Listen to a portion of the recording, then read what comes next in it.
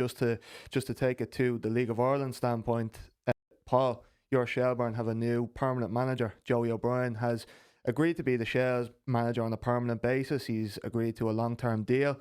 He obviously managed his first game in charge as the permanent manager at home against Cork there on Friday, and great win, 3-1 win.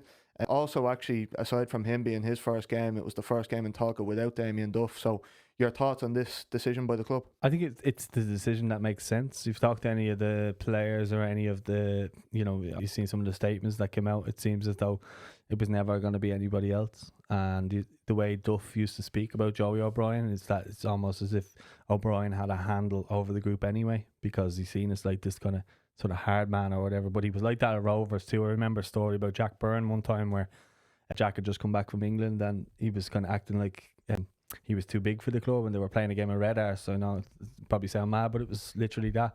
And Jack had lost and he wouldn't go on goal, and Joey actually was the one who had to say to him, was like, who do you think you are? You're too big for that.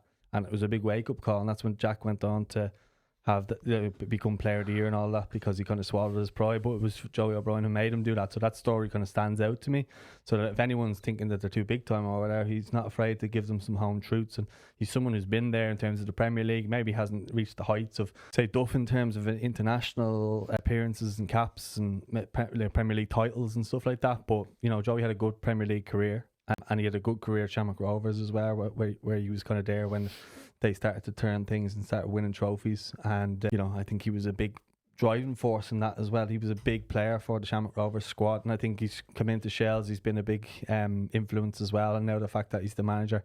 And as I said, everyone's been talking. Mark Coyle did an interview after Duff left and basically